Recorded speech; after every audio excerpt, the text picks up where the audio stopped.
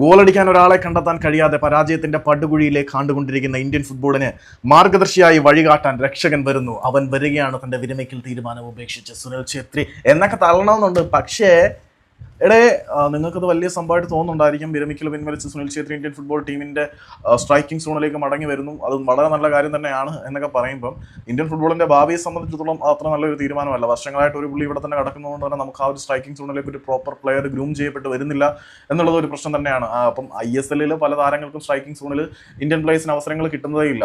അപ്പം പിന്നെ ഛേത്രി ബംഗളൂരുവിൽ ഒരുവിധം കളിക്കുന്നുണ്ട് എന്നുള്ള സത്യം തന്നെയാണ്. ലീഗിൽ പോലും വിദേശ താരങ്ങൾ ഉള്ളത് കൊണ്ട് തന്നെ സ്ട്രൈക്കിംഗ് സോൺ കളിക്കാൻ ഇന്ത്യൻ താരങ്ങൾ ഡെവലപ്പ് ചെയ്ത് വരാത്തൊരു സാഹചര്യം ഉണ്ട്. അപ്പം സുനിൽ ഛേത്രി എന്ന് പറയുന്ന സാധനം ഒറ്റയ്ക്ക് ഇവിടെ കിടക്കുന്നുണ്ട്.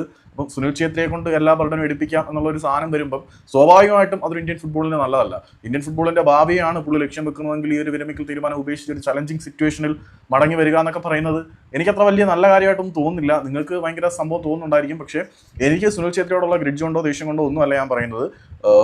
വളരെ മാസമായിട്ട് സ്റ്റാറ്റസ് ഇടാൻ പറ്റുന്ന സാധനമായിരിക്കും. പക്ഷേ ഇന്ത്യൻ ഫുട്ബോളിന്റെ ഫ്യൂച്ചറിന് ഇത്തരത്തിലുള്ള നടപടിക്രമങ്ങൾ ഒരിക്കലും നല്ലതല്ല, ഒരിക്കലും പ്രോത്സാഹിപ്പിക്കാനും പറ്റുന്ന പരിപാടിയായിട്ട് എനിക്ക് തോന്നുന്നില്ല. ഇനിയിപ്പോൾ മെസ്സിയുടെ പിൻഗാമിയാണ്, വിരമിച്ചതിന് ശേഷം തിരിച്ചു വന്നു എന്നൊക്കെ പറയാമെങ്കിൽ പോലും ഇന്ത്യൻ ഫുട്ബോളിന്റെ ഫ്യൂച്ചറിനെ കൺസേൺ ചെയ്യുമ്പോൾ ഇതൊരു സന്തോഷിക്കാനുള്ള സാധനമായിട്ട് എനിക്ക് തോന്നുന്നില്ല മക്കളെ.